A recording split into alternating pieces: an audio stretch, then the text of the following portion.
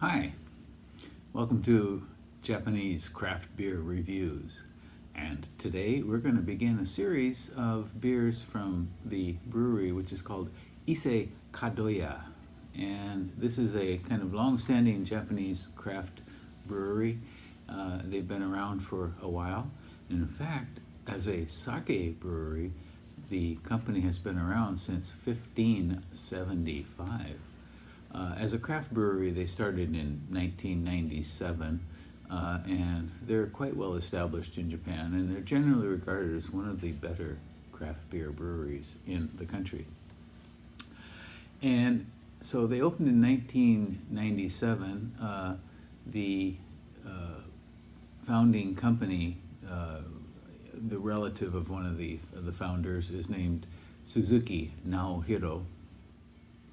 And Suzuki-san actually has a PhD in microbiology. He studied yeast for his doctorate, so he is well involved in the beer world, and certainly has a lot of knowledge to offer Ise Kadoya. So he is a relative of the founding family.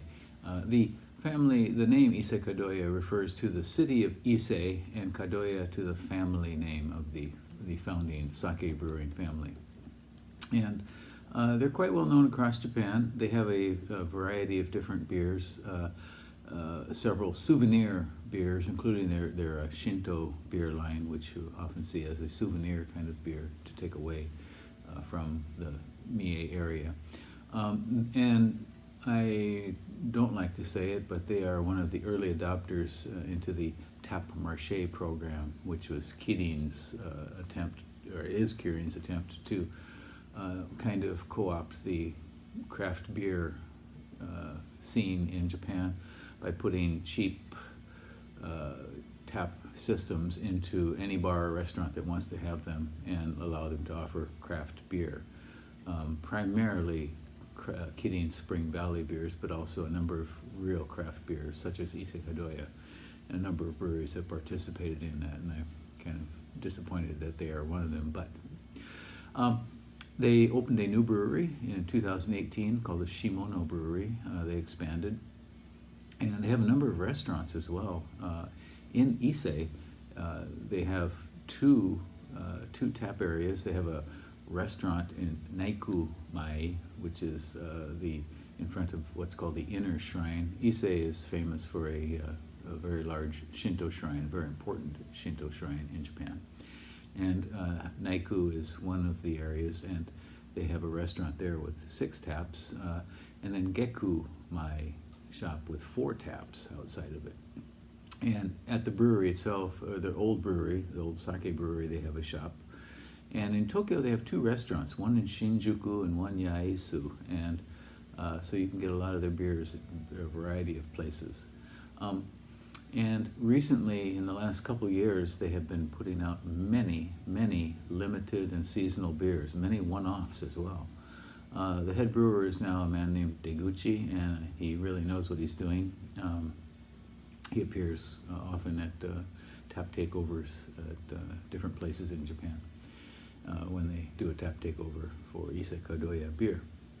Okay, well, that's just a brief introduction to the company, and we're going to look at, I think, 13, 14 different beers from them, and so that's a lot. So let's get started.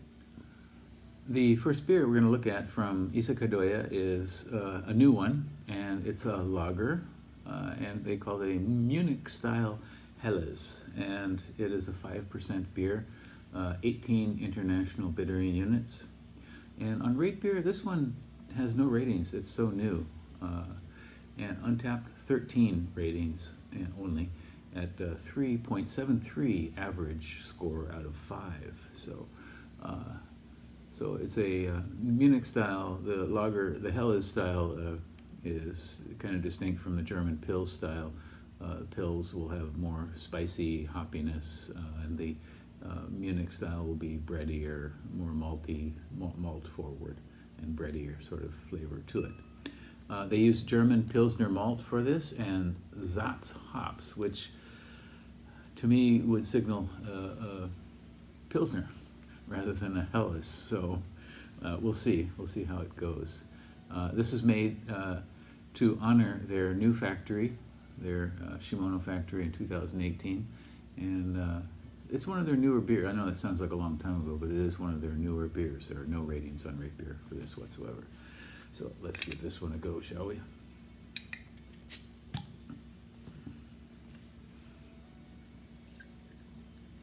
As you probably know, craft breweries are now discovering lagers.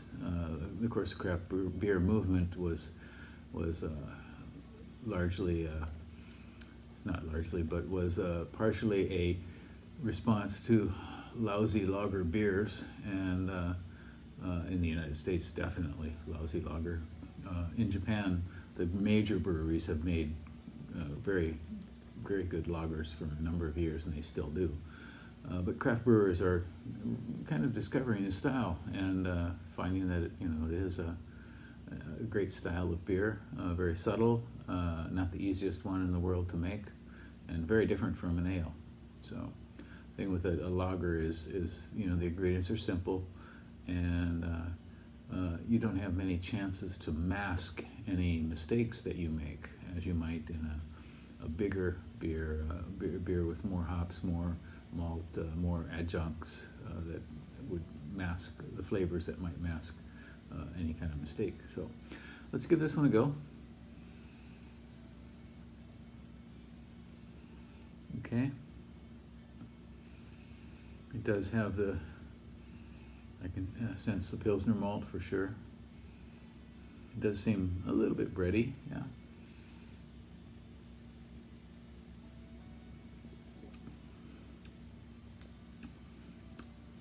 Yeah, it's very pleasant.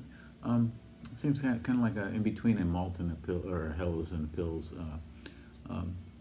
The Zatz hops immediately made me think of Pils and Pilsner, but let's give it a go.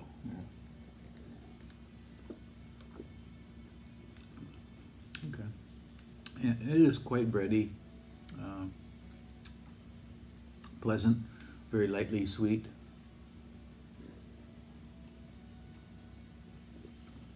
Color is it's completely clear, very, very pale, almost pastel yellow.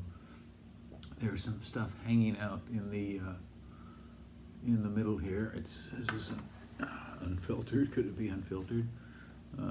Perhaps you can see that, the kind of sediment floating around in there.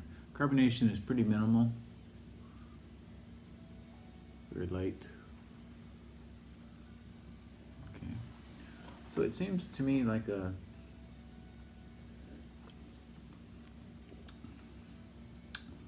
maybe a cross between a Pils and a Helles beer. In any case, it's tasty, it's nice, very pleasant.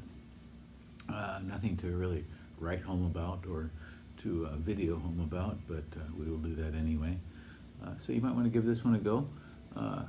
If you see Ise Kadoya beers or go online, they do sell beers on their website. If you live in Japan, they will ship anywhere. Again, this is called Ise Kadoya Munich-Style Helles Lager, 5%, 18 international bittering units. Give it a go and tell me what you think, okay? Hope you're doing well. Please subscribe to the channel, and we're going to explore a whole series of Ise Kadoya beers soon. So come along for the ride. Bye-bye.